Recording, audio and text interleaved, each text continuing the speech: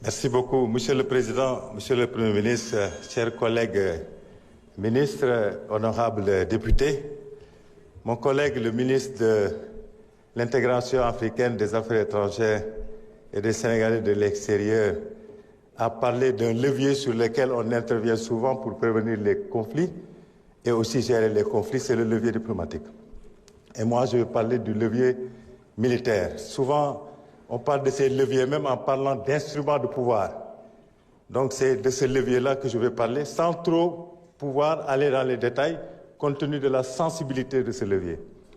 Et je dirais tout de suite que le Sénégal a pris toutes les dispositions nécessaires pour avoir une bonne présence dans la partie orientale de notre pays. D'ailleurs, dans toutes les parties du Sénégal.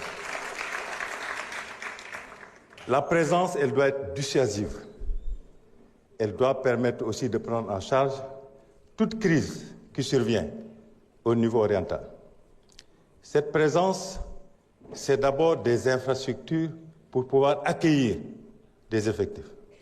Mais c'est aussi des capacités que doivent détenir les effectifs qui sont déployés.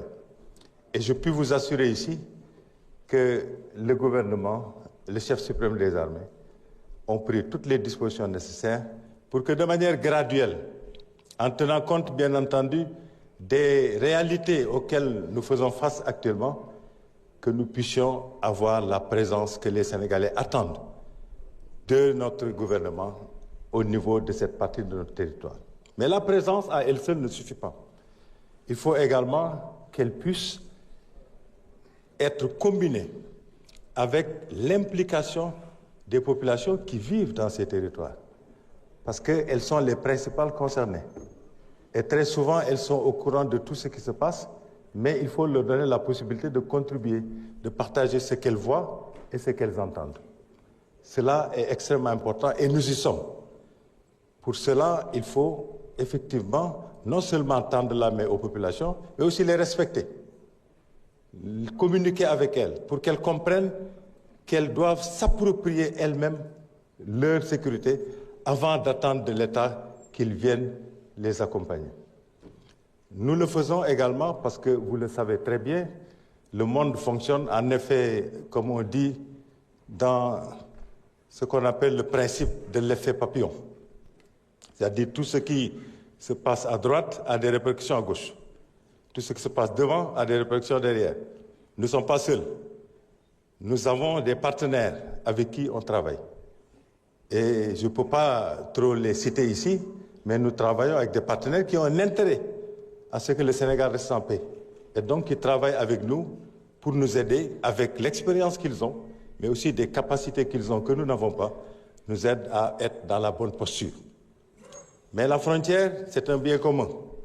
La frontière avec le Mali, nous la partageons avec le Mali. Nous ne pouvons pas nous en occuper tout seuls. Il faut que nous travaillions avec le Mali. Et cela aussi est le cas. Nous travaillons avec le Mali. Malgré les difficultés auxquelles les Maliens font face, les Maliens sont dans les meilleures dispositions pour travailler avec nous, pour que ce bien commun, nous puissions nous en occuper de manière très solidaire. On a ce qu'on appelle la commission mixte de gestion des frontières du Sénégal, qui travaille avec la commission mixte de gestion des frontières du Mali. Et d'ailleurs, les deux commissions mixtes ont mis en place un mécanisme qui leur permet très souvent de se rencontrer, d'échanger. Au-delà de ce travail que nous faisons avec les deux commissions mixtes, il y a aussi le partage d'informations, de renseignements. Si vous n'avez pas le bon renseignement, fiable, sécurisé, au bon moment, vous ne pouvez pas faire grand-chose. Donc là également, nous travaillons ensemble pour avoir le bon renseignement au bon moment et cela renforce la confiance entre ceux qui ont la responsabilité de gérer la sécurité de part et d'autre de la frontière et cette confiance également, elle est très importante pour que la frontière soit en sécurité. Voilà ce que je voulais dire, Monsieur le Premier ministre. Merci beaucoup. Merci.